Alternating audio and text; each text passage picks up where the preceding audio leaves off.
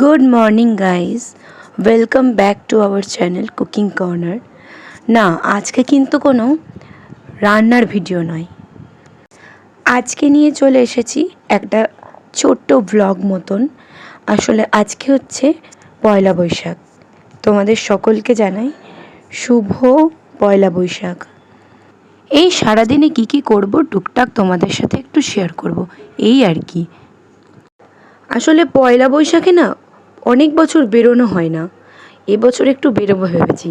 তাই ভাবলাম তোমাদের সাথে একটু শেয়ার করব সারাদিনে কি করছি, বেরিয়ে কোথায় কোথায় যাচ্ছি, এই সবই আর কি। আর হ্যাঁ, আমার ভয়েসটা কিন্তু একদমই এরকম নয়, ঠান্ডা লেগে ভয়েসটা একদমই পাল্টে গেছে। যাই হোক, তো সকালটা শুরু করেছিলাম এইরকম 1 কাপ চা আর বিস্কিট দিয়ে।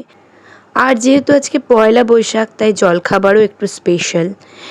তো জলখাবারে ছিল পরোটা আর আলুর তরকারি, আর সাথে রসগোল্লা। পয়লা বৈশাখ যেহেতু শনিবার পড়েছে তাই বেশিরভাগ বাড়িতেই আশা করি আজকে নিরামিষের আয়োজনই হয়েছিল।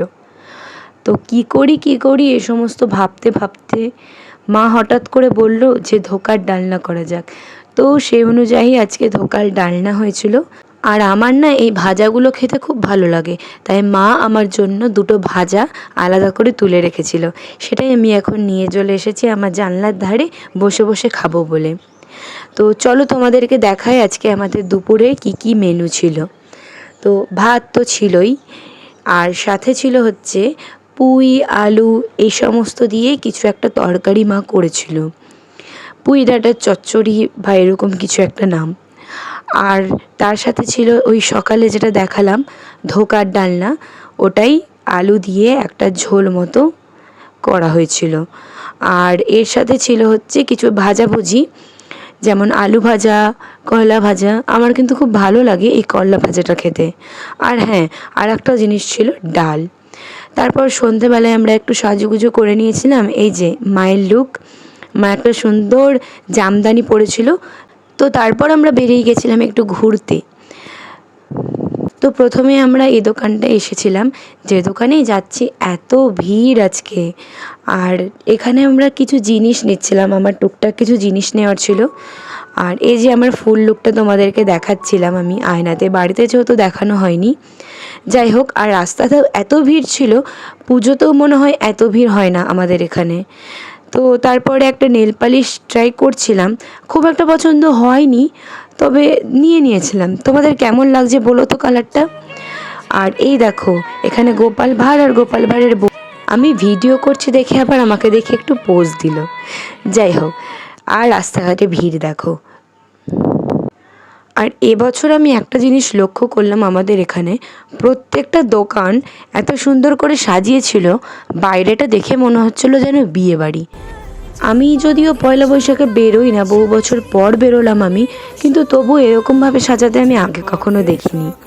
তো যাই হোক, এখানে আমরা একটু কিনছিলাম টুকটাক জিনিস, একটা বাচ্চার অন্নপ্রাশনের গিফট।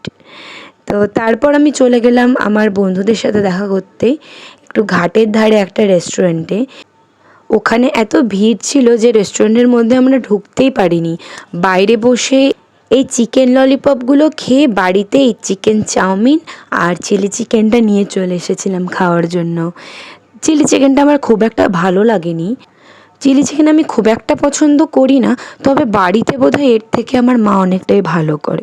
এ হোক, তো এবার হচ্ছে পয়লা বৈশাখের সবথেকে best part of the day, সেটা হচ্ছে এই যে প্যাকেটগুলো এনেছিলাম এগুলো খুলে খুলে দেখা।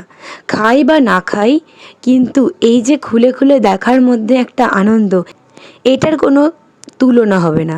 সেই ছোট্টবেলা থেকেই যখন প্যাকেটগুলো নিয়ে আসা হতো, আমি সব বসে বসে খুলে দেখতাম। কটা মিষ্টি বা লাড্ডু খেতাম সেটা ফ্যাক্টর নয়, তবে এই খুলে দেখাটা ভীষণ আনন্দের। তো এভাবেই কাটলো আমাদের এই পয়লা বৈশাখের দিনটা। আর যা যেটুকু করলাম তোমাদের সাথে শেয়ার করলাম। তোমাদের কেমন লাগলো জানিও। এই চ্যানেলটা ভ্লগ চ্যানেল নয়, আর আমিও ব্লগ করতে অভ্যস্ত নই। ভুল ত্রুটি ক্ষমা করে দিও, আর ভালো লাগলে চ্যানেলটা সাবস্ক্রাইব করে দিও।